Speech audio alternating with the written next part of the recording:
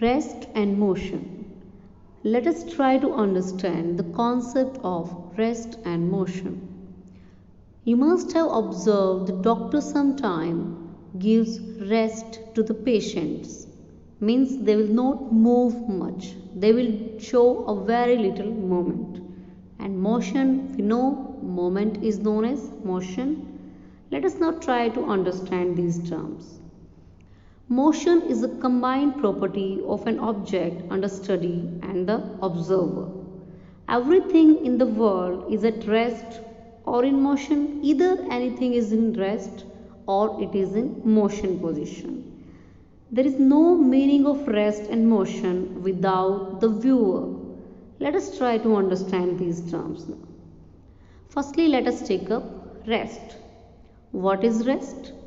A body is said to be at rest if it doesn't change its position with respect to the surroundings.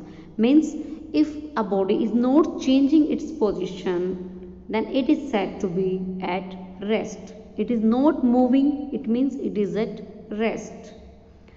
And what is motion? A body is said to be in motion if it changes its position with respect to its surrounding.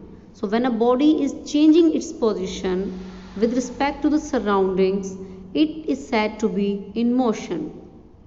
For example, we see so many things moving around us. Those things are in motion and we are the viewers.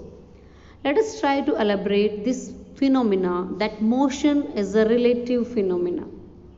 Motion is a relative phenomena. This means that any object that appear to be in motion to one person can appear to be at rest viewed by other person. For example, a person sitting in a moving train or a moving bus, that person is in rest position with respect to the fellow person sitting with that person. But if any person standing outside on the road looks at that person, then that person is in motion because the bus is in motion. So the person standing outside on a bus stand will see the person moving, while the person sitting aside will see that the person is in rest position. So this means that motion is a relative phenomenon. Let us now understand about types of motion.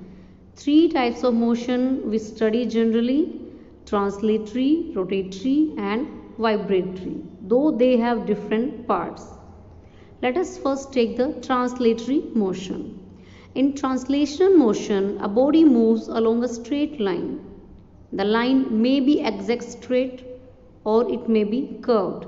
Means a body moves in a straight direction, you can say, whether it is moving straight or maybe it is moving in a curved line. And the straight line is known as rectilinear and that other is curvilinear motion. There are three types of translatory motion: linear, circular and random motion.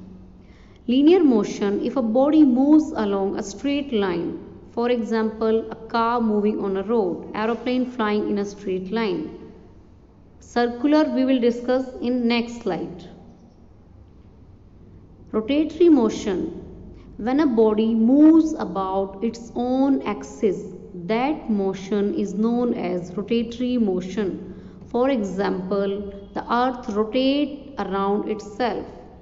It moves about its own axis and that is known as the rotatory motion. The spinning motion of a body about its own axis. Vibratory motion: it is the back and forth, or we can say the to and fro, back and forth, the motion of an object.